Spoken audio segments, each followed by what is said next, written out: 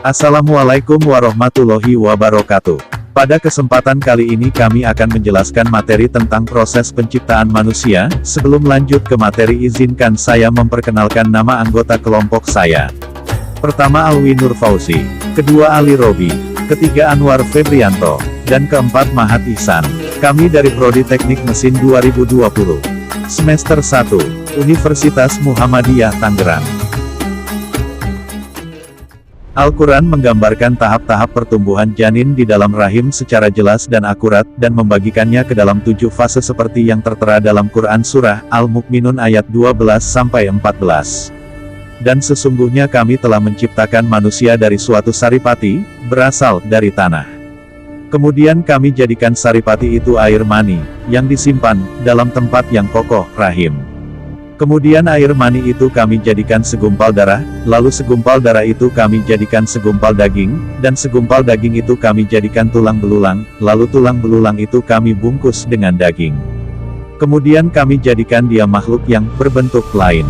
Maka Maha Suci Allah, pencipta yang paling baik. Quran Surah Al-Mu'minun, ayat 12-14.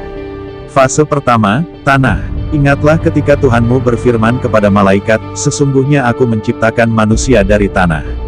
Quran Surah Sad ayat 71. Fase kedua nutfah, air mani. Dan Allah menciptakan kamu dari tanah kemudian dari air mani, kemudian Dia menjadikan kamu berpasangan, laki-laki dan perempuan. Quran Surah Fatir ayat 11. Secara etimologi, nutfah adalah cairan dalam jumlah kecil atau tetesan. Maksud nutfah di sini adalah nutfah laki-laki dan perempuan, atau spermatozoa laki-laki dan sel telur perempuan. Fase ketiga, alaqah, segumpal darah. Fase alaqah adalah fase pembentukan organ tubuh. Saat itu zigot sudah mempunyai sifat aluk bergantung. Fase ini juga merupakan fase persiapan untuk membentuk atau menggambar organ-organ janin. Disebut alaqah karena ia bergantung di dinding rahim. Dia telah menciptakan manusia dari alaq, segumpal darah. Al-Alaq ayat 2. Fase keempat mudghah, segumpal daging.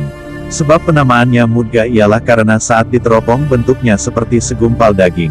Pada fase ini juga terbentuk suatu lempengan daging merah yang disebut plasenta. Oksigen dan nutrisi yang dibawa melalui aliran darah ibu kemudian menembus plasenta.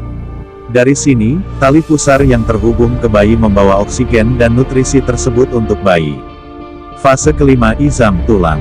Salah satu bagian dari ruas mudghah ini akan berubah menjadi jaringan-jaringan tulang untuk membentuk tulang punggung dan struktur tulang lainnya. Pada sekitar awal minggu ke-7, rupa awal manusia telah tampak. Imam Muslim meriwayatkan dalam sahihnya dari hadits Hudzaifah bin Usaid, ia berkata, "Aku mendengar Rasulullah SAW bersabda, apabila nutfah telah berusia 42 malam, maka Allah mengutus malaikat, lalu dibuatkan bentuknya, diciptakan pendengarannya, penglihatannya, kulitnya, dagingnya, dan tulangnya." Fase ke-6 kisah al-izam bil lam, pembungkus daging. Pengungkapan fase ini dengan kisah yang berarti membungkus, dan lam, daging, diibaratkan pakaian yang membungkus tulang, selaras dengan kemajuan yang dicapai embriologi yang menyatakan bahwa sel-sel tulang tercipta sebelum sel-sel daging, dan bahwa tidak terdeteksi adanya satu sel daging sebelum terlihat sel tulang. Fase ke-7 insya, pembentukan manusia. Di sini kemukjizatan ilmiah dari firman Allah, kemudian kami jadikan dia makhluk yang berbentuk lain. Al-Mu'minun, ayat 14. Atau maknanya kami menciptakannya dalam bentuk ciptaan yang berbeda dari makhluk yang lainnya. Pertumbuhan di fase ini semakin cepat dibanding sebelumnya. Janin pun berubah menjadi ciptaan dalam bentuk lain. Untuk itu hikmah dari kita memahami penciptaan Allah terutama terhadap penciptaan manusia sangat banyak sekali. Apalagi Allah memberikan informasi bahwa memikirkan ciptaan Allah adalah saat duduk, berbaring, dan berdiri.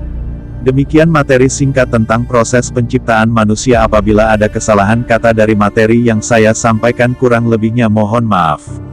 Wabillahi taufik wal hidayah. Wassalamualaikum warahmatullahi wabarakatuh.